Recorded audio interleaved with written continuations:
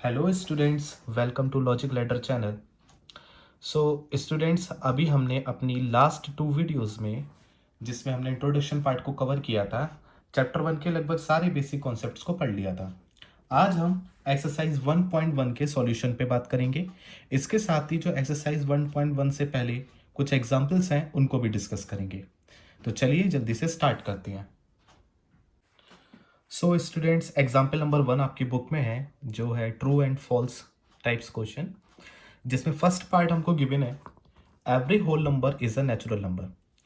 अब ये पार्ट मैंने आपको लास्ट वीडियो इंट्रोडक्शन में अच्छे से समझा दिया था स्टूडेंट्स कि सबसे पहले हमारे नेचुरल नंबर्स आते हैं, राइट। नेचुरल नंबर्स के बाद में आपको पता है हमारे होल नंबर्स आते हैं, राइट। देन इंटीजर्स आते हैं। इंटीजर्स के बाद में हमारे पास रैशनल नंबर्स आते हैं एंड रैशनल नंबर के बाद में हमारे पास रियल नंबर आते हैं। ठीक है, ये पैटर्न आपको ध्यान रखना पड़ेगा, क्योंकि इसको हमने असेंडिंग ऑर्डर में, ascending order in the sense जिसकी रेंज सबसे कम होती है हमने उसको सबसे पहले लिखा है। जैसे नेचुरल नंबर में सबसे कम पोर्शन आपको देखने के लिए मिलेगा, होल नंबर्स के अंदर जीरो एड ऑन होता है। ये सब बात हम डिस्कस कर चुके हैं स्टूडेंट्स। तो आपसे सिंपल क्वेश्चन यही पूछा गया है कि every whole number is a natural number. क्या सारे होल नंबर्स नेचुरल नंबर्स हो सकते हैं? आपको पता होना चाहिए कि नेचुरल नंबर का रेंज सबसे कम होता है, होल नंबर उससे ज़्यादा बड़ा होता है, क्योंकि उसके पास एक जीरो एड ऑन होता है। ठीक है, बेसिकली होल नंबर्स के अंदर नेचुरल नंबर्स तो सारे आती हैं, है ना, और जीरो भी इसके अंदर ऐड हो जाता है, तो इसकी रेंज इसके कंपैरिजन में ज़्यादा है। तो सारे होल नंबर्स हमारे नेचुरल नंबर नहीं हो सकते, सारे नहीं हो सकते, क्योंकि इसके पास जीरो ज़्यादा है ना, एक नंबर इसके पास ज़्यादा है, जीरो। तो ये तो हमारे पास सर फॉल्स हो जाएगा, ये वाला स्टेटमेंट ट्रू नहीं हो पाएगा। सारे होल नंबर्स नेचुरल नंबर्स का पार्ट नहीं हो सकते। ओके, सेकंड एग्जांपल है students, every integer is a rational number. क्या सारे इंटीजर्स रैशनल नंबर्स हो सकते हैं? बिल्कुल हो सकते हैं सर, क्योंकि इंटीजर्स का दूसरा नाम क्या होता है आपको पता होना चाहिए, विदाउट डेसिमल नंबर्स या नॉन डेसिमल नंबर्स। इसमें डेसिमल नहीं आता, विदाउट डेसिमल नंबर्स। और मैंने आपको बताया था रैशनल नंबर्स में डेसिमल नंबर्स भी आते हैं एंड नॉन डेसिमल नंबर्स भी आते हैं। तो सर आपको पता चल गया रैशनल नंबर की जो रेंज है, रैशनल नंबर्स के अंदर जो नंबर्स हैं वो इंटीजर्स के मुकाबले ज्यादा है ना, क्योंकि इंटीजर्स तो केवल विदाउट डेसिमल होते हैं, इसके अंदर डेसिमल वाला पार्ट आ ही नहीं सकता, जो हमने पढ़ा था टर्मिनेटिंग, नॉन टर्मिनेटिंग, जो हम इंट्रोडक्शन में सब अच्छे से डिस्कस कर चुकी हैं। तो इंटीजर्स हमारे सारे रैशनल नंबर्स हो सकते हैं, है ना, सारे इंटीजर्स रैशनल नंबर्स हो सकते हैं, लेकिन सारे रैशनल नंबर्स इंटीजर्स नहीं हो सकते, क्योंकि इंटीजर्स के अंदर हमारे पास विदाउट डेसिमल नंबर्स आते हैं और रैशनल नंबर्स के अंदर हमारे पास विदाउट डेसिमल नंबर्स और डेसिमल नंबर्स दोनों आते हैं। तो क्या सारे इंटीजर्स, जितने भी इंटीजर्स हैं, मतलब जितने भी विदाउट डेसिमल नंबर्स हैं, वो सारे आप रैशनल नंबर्स के अंदर रख सकते हैं? बिल्कुल रख सकते हैं सर, क्योंकि रैशनल नंबर्स की रेंज बड़ी होती है। लेकिन सारे रैशनल नंबर्स इंटीजर्स नहीं हो सकते, क्योंकि रैशनल नंबर्स के अंदर नॉन डेसिमल नंबर्स भी आते हैं। तो ये वाला स्टेटमेंट सर ट्रू हो जाएगा, क्योंकि इंटीजर्स हमारा छोटा पार्ट है और रैशनल नंबर एक बड़ा पार्ट है। ठीक है, नेक्स्ट है students, every rational number is an integer. Same वही बात जो मैं अभी आपसे बोल रहा था कि सारे रैशनल नंबर्स इंटीजर नहीं हो सकते, क्योंकि इंटीजर्स की रेंज छोटी होती है ना। तो ये हम बोल सकते हैं सर ये फॉल्स हो जाएगा। और ये वाली बात मैंने आपको शायद बिल्कुल लास्ट अभी इंट्रोडक्शन में एक फ्लो चार्ट के थ्रू भी मैंने समझाई थी, जिससे मैंने आपको लिख करके सारी चीज़ें बताई थी कि कौन सा नंबर क्या नहीं हो सकता। ठीक है, तो अगर आपने बेसिक पार्ट यानी इंट्रोडक्शन वीडियो को स्किप किया है, तो प्लीज़ पहले आप स्किप की हुई वीडियोज़ यानी अपने इंट्रोडक्शन वाले पार्ट को पूरा करके आइए, जिससे आपको इन क्वेश्चंस को समझने में आसानी हो। तो स्टूडेंट्स, अभी हम लोगों ने काफ़ी कुछ पढ़ लिया था, रैशनल नंबर्स कैसे दिखाई देते हैं, रैशनल नंबर का डेसिमल एक्सपेंशंस वगैरह। अब बात ही आती है स्टूडेंट्स, अगर आपके पास दो रैशनल नंबर्स हैं तो उनके बीच में कितने रैशनल नंबर्स हो सकते हैं? तो स्टूडेंट्स, अगर दो रैशनल नंबर्स आपके पास हैं तो उनके बीच में इन्फिनिटली मैनी रैशनल नंबर्स हो सकते हैं एंड इन्फिनिटली मैनी अरैशनल नंबर्स हो सकते हैं। ठीक है, अगर मैं आपसे बोलूं कि सर अगर आपको पता है कि उसके लिमिटलेस आप दो रैशनल नंबर्स के अंदर रैशनल नंबर फाइंड कर सकते हैं, और आपसे अगर पूछ लिया जाए कि चलिए आप मेरे को 5 या 6 रैशनल नंबर्स इन दो नंबर्स के बीच में बता दीजिए, तो हमारे पास उसके लिए 2-3 मेथड्स हैं स्टूडेंट्स, और ये क्वेश्चन जनरली एग्जाम में पूछा जाता है।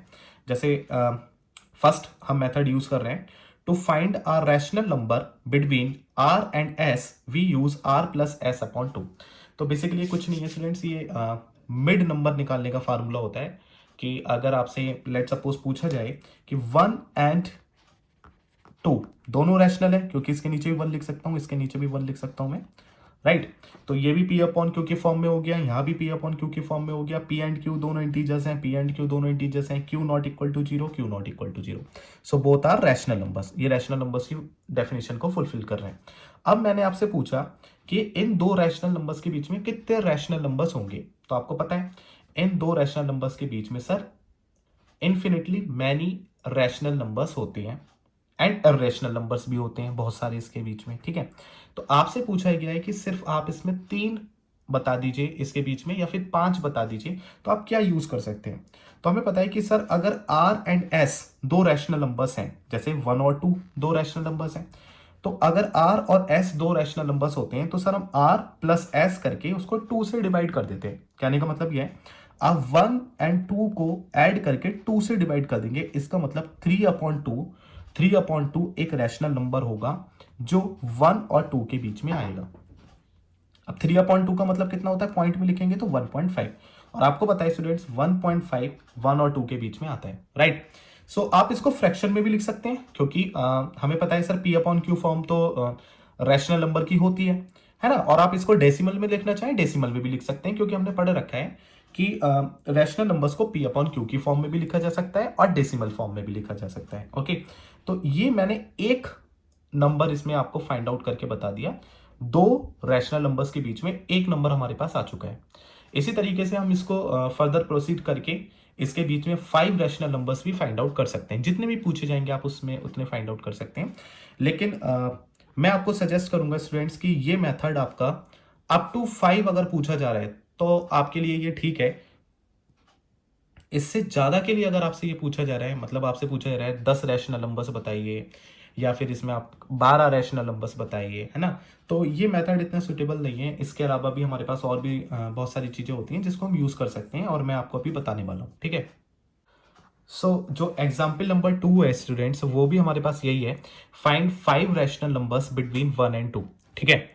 सो 1 एंड 2 के बीच में मेरे को रैशनल नंबर्स बताने हैं। तो अगेन हम वही स्टेप करने वाले हैं। जैसे 1 एंड 2 के बीच में मिड में, अब बीच में जरूरी नहीं है कि स्टूडेंट बिल्कुल एग्जैक्टली हमें मिड नंबर ही बताना हो, है ना, आगे पीछे भी हम बता सकते हैं। लेकिन ये जो हमारे पास फार्मूला है जिसमें हम दोनों को ऐड करके 2 से डिवाइड करते हैं, इससे एग्जैक्टली मिड नंबर मिलता है, राइट। जैसे मैंने यहाँ पे 1 एंड 2 को 1 + 2/2 किया, तो आपको पता है 3/2 मिलेगा। और 3/2 जो मिला ना स्टूडेंट्स, वो 1 एंड 2 के बिल्कुल एग्जैक्टली मिड में बैठा है, ठीक है। 3/2 1 एंड 2 के एग्जैक्टली मिड में बैठा है। सो ये दो नंबर्स को ऐड करके अगर हम 2 से डिवाइड करते हैं तो हमको मिड नंबर मिल जाता है। अब एक नंबर तो मिल गया सर हमें, बाकी के 4 नंबर कैसे मिलेंगे। अभी देखो हमने इन दोनों के बीच में नंबर मिल गया। अगर मैं इन दोनों के बीच में नंबर निकालता हूं तो अगेन वही सेम स्टेप हमको करना पड़ेगा, क्या कि सर 1 + 3/2, और 2 से डिवाइड करने का मतलब स्टूडेंट्स यही होता है कि आप 1/2 से मल्टीप्लाई कर दें, राइट। या तो आप 2 से डिवाइड कर रहे हैं या 1/2 से मल्टीप्लाई कर रहे हैं, बात दोनों सेम है ना। तो अभी मैं क्या करने वाला हूं कि सर यहाँ पे एलसीएम ले सकते हैं। यस, एलसीएम ले लेते हैं, चलिए। या मैंने एलसीएम ले लिया, 2 एलसीएम आ जाएगा। आपको पता है ये 2 हो जाएगा +3, देन यहाँ पे ऊपर तो न्यूमरेटर में 5 हो गया और डिनोमिनेटर में आपके पास 4 आ गया, okay. So after solving this we got what 5/4।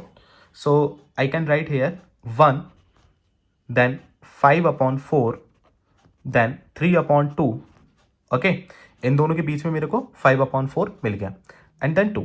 तो अभी मेरे पास 2 नंबर्स आ गए, है ना। यही सेम स्टेप में बार बार रिपीट करके हर बार मिड नंबर निकाल सकता हूँ, ओके।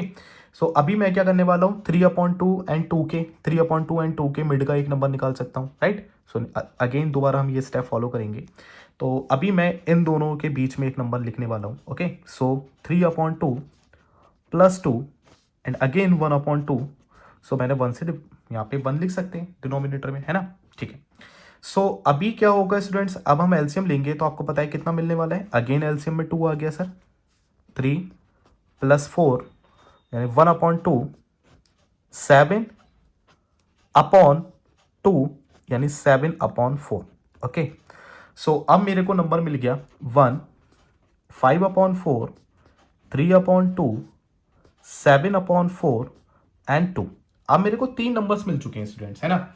आप देखें कि इन दोनों के बीच में नंबर मेरे को 5/4 मिल गया और 3/2 और 1 के बीच में मेरे को नंबर 7/4 मिल गया। सो अभी 2 नंबर्स और रह गए, राइट। सो मैं इन दोनों के बीच में भी नंबर निकाल सकता हूं, यहां भी यही सेम प्रोसेस रिपीट कर सकता हूं। आप जैसे चाहें आप वैसे कर सकते हैं, ओके। सो चलिए मैं अभी 1 एंड 5/4 के बीच में आपको एक नंबर और फाइंड आउट करके दिखा रहा हूं, राइट। तो आपको पता है क्या होने वाला है, 4 is the LCM 4 + 5 and again 1/2, okay. So it's 9/8। तो मेरे को मिल गया 9/8। और ये जो 9/8 आया ये 1 एंड 5/4 के मिड में आ गया, ठीक है सर, ओके। इस दोनों नंबर्स के बीच में आ गया। सो अब जो मेरे पास नंबर हो गया 1, देन 9/8, देन 5/4, 3/2, 7/4 एंड 2। 1 2 3 4 नंबर्स मिल गए। अभी मैं इन दोनों के बीच में नंबर्स निकाल, स्टूडेंट मैं आपको हर एक स्टेप करके दिखा रहा हूँ, आपको इतना करना नहीं है। आप डायरेक्ट भी रफ में सॉल्व करके इसको डायरेक्ट लिख सकते हैं, ठीक है। एक स्टेप आप करके दिखा सकते हैं एंड देन फर्दर जो रफ वर्क है आप कहीं साइड में सॉल्व करके और डायरेक्ट आंसर लिख सकते हैं, ठीक है। बट समझाने के लिए मैं आपको पूरा इसको एक्सप्लेन कर रहा हूँ, राइट। सो 5/4 एंड 3/2 के बीच में अगर मेरे को मिड नंबर लिखना है तो वही सेम चीज होगी, 1/2 से डिवाइड कर दिया तो आपको मिलेगा यहाँ पे 4 इज द एलसीएम 5 + 6 एंड 1/2। सो यहाँ आपके पास 11/8 आ गया, राइट। सो फाइनल आंसर जो हमारे पास आया है स्टूडेंट्स, वो मैं यहाँ आपको लिख के दिखा रहा हूँ। 1 एंड 2 के बीच में 5 नंबर्स 9/8, 5/4, 3/2, 7/4, 7/4। स्टूडेंट्स एक नंबर मैंने छोड़ दिया, कौन सा, 5/4 एंड 3, यस। यहाँ मिडिल में 11/8 भी हमने फाइंड किया था। तो ये आपके 1 2 3 4 5 नंबर्स हो गए, ओके। सो उम्मीद है आपको ये इन बिटवीन रैशनल नंबर्स निकालना आ गया होगा, लेकिन ये बहुत ही लेंथी मेथड लगता है मेरे को। सो आप इसको मतलब अपने अकॉर्डिंग चूज कर सकते हैं, क्योंकि हम इसको यहाँ पे स्किप भी कर सकते थे और भी हमारे पास मेथड है, हम उसको भी यूज़ कर सकते हैं। इसलिए मैं आपसे बार बार बोल रहा हूँ, अगर आपसे कम रैशनल नंबर्स पूछे जाएं तभी आप इस मेथड को कंसीडर करें, अदरवाइज आप इस मेथड को स्किप करें, ओके। चलिए फिर अब हम लोग एक्सरसाइज क्वेश्चंस कर लेते हैं फटाफट, और फिर मैं आपको वो जो दूसरे मेथड की बात कर रहा हूँ वो भी आपको सिखाता हूँ, ठीक है। So students, again the same question which we have discussed already in the introduction portion, and that is 0 a rational number? Can you write it in the form of p/q, where p and q both are integers and q can never be equal to 0? So this is very simple question, as we know already sir, rational numbers जो होते हैं वो p/q के form में represent किए जा सकते हैं, ओके। एंड जीरो जो होता है वो हमारा इंटीजर का पार्ट होता है, वो हम ऑलरेडी डिस्कस कर चुके हैं, क्योंकि जीरो न्यूट्रल होता है, उस पर कोई साइन नहीं होता है ना। Positive right hand side, negative left hand side, and zero is the neutral. So सारे के सारे इंटीजर्स जो हमने नंबर लाइंस पे देखे थे, आपको पता है जितने भी हमारे पास इंटीजर्स थे जो हमारे नंबर लाइंस पे आते हैं, है ना, आपने देखे थे ना, ऐसे जीरो मिड में आता था, इधर सारे पॉजिटिव नंबर्स आते थे एंड लेफ्ट हैंड साइड आपके सारे नेगेटिव नंबर्स आते थे। तो मैंने आपको बताया था स्टूडेंट्स कि हम सबके अपॉन में 1 लिख सकते हैं, ओके। अपॉन में 1 लिखा जा सकता है। बेसिकली रैशनल नंबर की डेफिनेशन हमारी होती है a number which can be represent in the form of p/q। ऐसा कोई भी नंबर जो p/q की फॉर्म में लिखा जा सके, but condition is what, p and q both are integers. p and q दोनों इंटीजर्स होने चाहिए and q can never be equal to 0। q 0 नहीं होना चाहिए, q का मतलब डिनोमिनेटर आपका 0 नहीं होना चाहिए। तो आप मेरे को एक बात बताओ, क्या 0 इंटीजर नहीं है? 0 तो इंटीजर है। आप देखिए विदाउट डेसिमल नंबर यानी इंटीजर का पार्ट है, तो 0 तो इंटीजर है। अगर मैंने इसके अपॉन में 1 लिख दिया तो क्या 1 इंटीजर नहीं है? 1 भी इंटीजर है सर, 0 भी इंटीजर है सर। तो इसका मतलब आपने तो p/q की फॉर्म में लिख दिया। अगर मैंने p/q की फॉर्म में लिख दिया तो क्या ये मेरा रैशनल नंबर नहीं हुआ? बिल्कुल हुआ सर। क्यों? क्योंकि सर आपने जो डिनोमिनेटर यूज किया है वो 0 के इक्वल नहीं है। बस बात खत्म हो गई। क्योंकि अगर आपका डिनोमिनेटर 0 के इक्वल नहीं है तो वो रैशनल नंबर की डेफिनेशन को फुलफिल कर रहा है, चाहे आप ऊपर नीचे डिनोमिनेटर में और न्यूमरेटर में कोई भी इंटीजर लिख रहे हो, ठीक है। तो आपसे पूछा था क्या 0 रैशनल नंबर होता है सर? क्या आप पी अपॉन क्यू की फॉर्म में लिख सकते हैं? अरे बिल्कुल लिख सकते हैं। जीरो के अपॉन में 1 के आप कोई भी नंबर लिख दो, है ना। जीरो के अपॉन में आप 5 लिख दो, 10 लिख दो, कोई भी, बस आप इंटीजर लिखना चाहिए आपको, ठीक है। Zero is a integer, numerator में लिखा हुआ है, ठीक है। डिनोमिनेटर में आप जीरो नहीं लिख सकते, डिनोमिनेटर में आप कोई भी नंबर लिख दो स्टूडेंट्स, पी अपॉन क्यू की फॉर्म में हम जीरो को लिख सकते हैं, राइट। और वो रैशनल नंबर होगा हमारा, क्योंकि पी एंड क्यू दोनों इंटीजर्स हैं। ओके, सो ये बहुत ही सिंपल क्वेश्चन था, और ये क्वेश्चन हमने ऑलरेडी मतलब इंट्रोडक्शन पार्ट में भी समझ लिया था, लेकिन अब उम्मीद है आपको और डिटेल में इसको समझ में आ गया होगा, राइट। तो अब हम सेकंड पार्ट करते हैं, जो हमारा सेम एग्जांपल था जिसमें मैंने आपको लेंथी मेथड सिखाया था, r प्लस एस अपॉन 2, मतलब आप दो नंबर्स को ऐड करके 2 से डिवाइड करके मिड नंबर ढूंढ सकते हैं। तो अभी हम उसका सेकंड वाला मेथड जो इजी मेथड है वो डिस्कस करने वाले हैं, और फिर आप उस मेथड को भी यूज कर सकते हैं। ओके, तो चलिए स्टार्ट करते हैं। सो नेक्स्ट क्वेश्चन है students, find 6 rational numbers between 3 and 4। So 3 and 4 के बीच में आपको 6 रैशनल नंबर्स निकालने हैं। ओके, सो फर्स्ट मेथड तो वही है कि सर हम 3 प्लस 4 अपॉन 2 करेंगे, 7 अपॉन 2 आ जाएगा, 3.5 आ जाएगा। Then again same process repeat करेंगे और हम इसके बीच में 6 रैशनल नंबर्स निकाल सकते हैं। बट क्योंकि ये मेरे को इतना अच्छा मेथड नहीं लगता, अच्छा मेथड इसलिए नहीं लगता क्योंकि इसमें आपका बहुत ज्यादा टाइम लगने वाला है। तो आप क्या कर सकते हैं, 3 एंड 4 को आप पहले मेरे को ये बताइए स्टूडेंट्स, क्या मैं 3.0 एंड 4.0 लिख सकता हूं? अब आप कहेंगे कि सर ये तो इंटीजर्स थे, आपने पॉइंट लगा दिया, लेकिन पॉइंट के बाद तो स्टूडेंट जीरो है, तो जीरो की तो कोई वैल्यू नहीं है, इसका मतलब 3.0 को 3 हम बोल सकते हैं, राइट। सो आप मेरे को बताओ, क्या 3 एंड 4 के बीच में 3.1 नहीं आएगा, 3.2 नहीं आएगा, 3.3 नहीं आएगा, क्या 3.4 नहीं आएगा? बताइए आप। 3.5 नहीं आने वाला, 3.6 नहीं आएगा क्या? बिल्कुल आएगा, ऑब्वियस सी बात है सर। 3 एंड 4 के बीच में 3.1, 3.2, 3.3, 3.4, 3.5, 3.6, है ना, 3.9, ये सारे नंबर्स आने वाले हैं। अब आप कहेंगे सर रैशनल नंबर्स तो पी अपॉन क्यू की फॉर्म में होते हैं सर, ये तो आपने डेसिमल में लिख दिए सर, ये तो पी अपॉन क्यू की फॉर्म में नहीं है। तो आपको पता होना चाहिए स्टूडेंट्स, डेसिमल फॉर्म में भी लिखे जा सकते हैं रैशनल नंबर, और पी अपॉन क्यू की फॉर्म में भी लिखे जा सकते हैं। और यहां पे कुछ भी ऐसा मेंशन नहीं है, ये बात यहां पे इन्होंने क्लियर नहीं करी है, इन्होंने सिर्फ बोला है फाइंड 6 रैशनल नंबर्स। सो ये आप पे डिपेंड करता है कि आप कौन से वाले फॉर्म में उसको लिखना चाह रहे हैं। दोनों ही आंसर आपके करेक्ट माने जाएंगे, चाहे आप पी अपॉन क्यू की फॉर्म में लिख दीजिए और या फिर आप उसको डेसिमल फॉर्म में लिख दीजिए, राइट। अब मुझे पक्का पता है आप में से किसी बच्चे के दिमाग में क्वेश्चन आ रहा होगा कि सर बहुत अच्छी बात है, लेकिन अगर मैं यहाँ पे 3.1, 3.2, 3.3 ऐसे लिखते हुए 3.9 तक पहुंच गया, तो मुझे तो सर यहां पे सिर्फ 9 नंबर्स मिले। अगर क्वेश्चन में 6 की जगह 10 नंबर पूछ लिए जाते, 10 नंबर्स पूछ लिए जाते, तब मैं आंसर कैसे देता, है ना।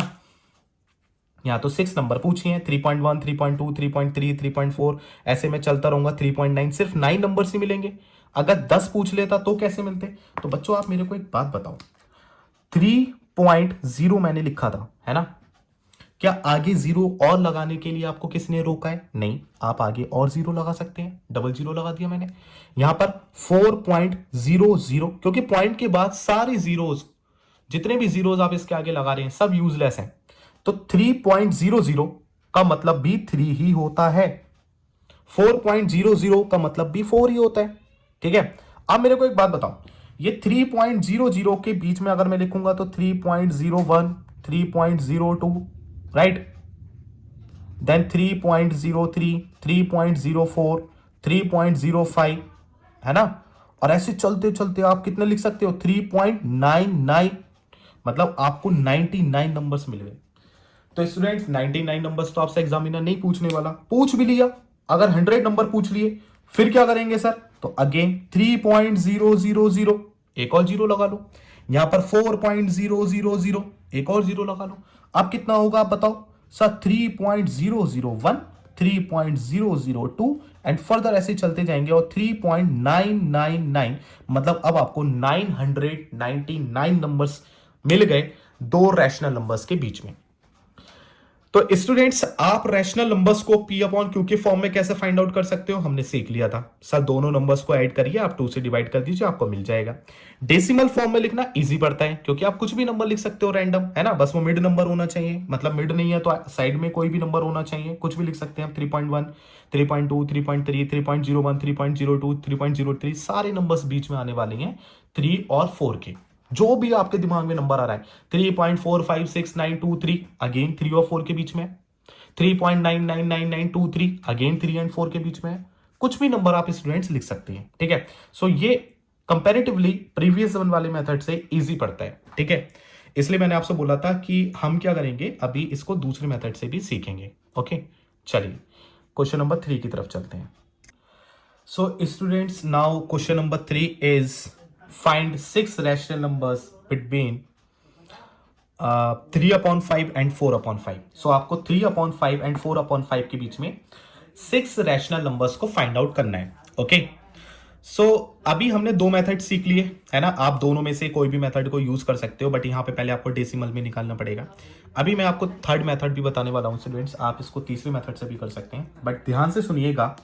जब हमारे पास डिनोमिनेटर सेम हो, ठीक है, डिनोमिनेटर सेम होना चाहिए इस मेथड के लिए। जो आपको दिख रहा है 3/5, 4/5, दोनों जगह डिनोमिनेटर सेम है।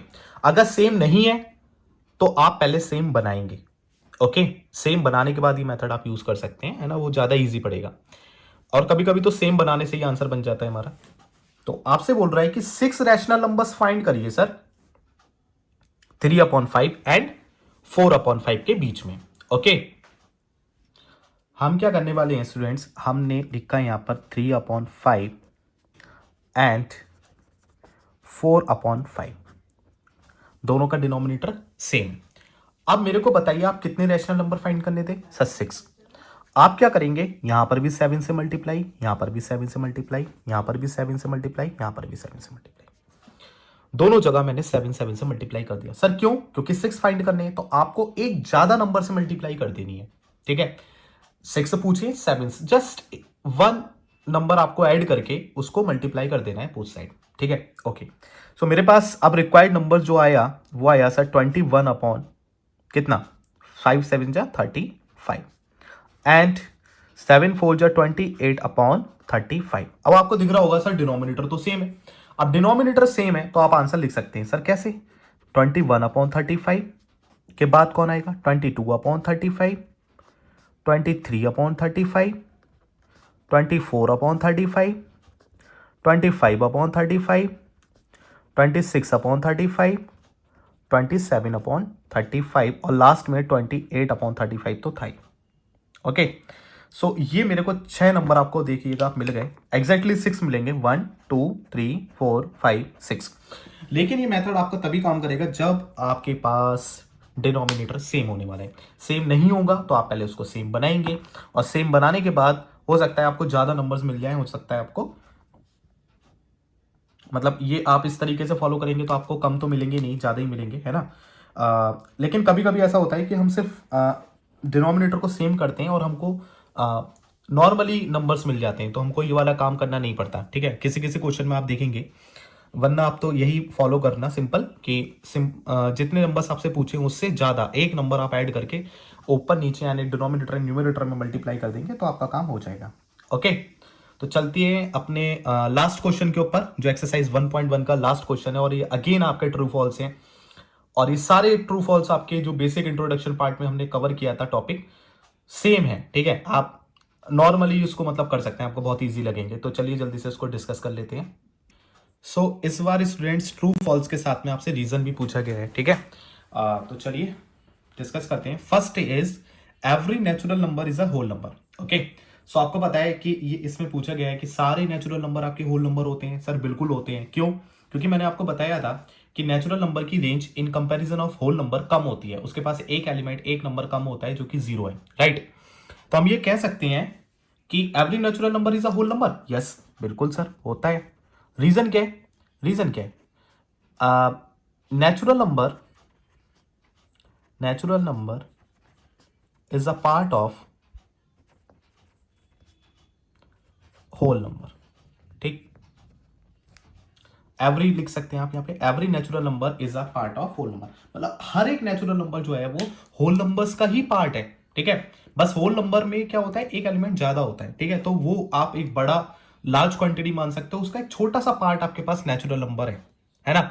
जैसे हम कह सकते हैं कि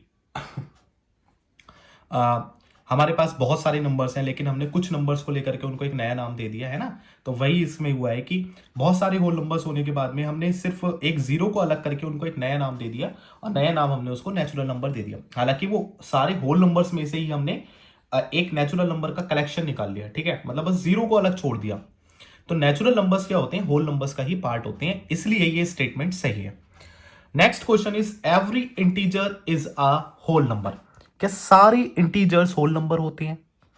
सर कैसी बात कर दी, होल नंबर तो जीरो से स्टार्ट होते हैं, नेगेटिव इंटीजर तो आते ही नहीं किसके अंदर, होल नंबर्स के अंदर। तो हम लिखेंगे सर फॉल्स, सॉरी मैंने यहां पे यस लिख दिया, यहां आपको ट्रू लिखना चाहिए था, ठीक है, यहां फॉल्स आ गया। तो फॉल्स का रीजन क्या है स्टूडेंट्स, कि negative integers are not the part of किसका, होल नंबर्स, ठीक है, होल नंबर्स का पार्ट नेगेटिव इंटीजर्स नहीं होते, ठीक है, होल नंबर्स के अंदर नेगेटिव इंटीजर्स नहीं आते, negative integers left hand side direction में आते हैं, वो होल नंबर्स के अंदर नहीं आते। होल नंबर्स हमारे स्टार्ट होते हैं जीरो से पॉजिटिव डायरेक्शन में, सारी पॉजिटिव डायरेक्शन में होल नंबर्स होते हैं। ओके नेक्स्ट, पॉजिटिव मतलब राइट हैंड साइड डायरेक्शन, ठीक है, पॉजिटिव डायरेक्शन मतलब right hand side. Every rational number is a whole number. क्या सारे रैशनल नंबर्स होल नंबर होते हैं? अरे सर कैसी बात कर दी, क्यों? क्योंकि होल नंबर तो हमारे क्या होते हैं, बताइए आप, इंटीजर्स का पार्ट होते हैं।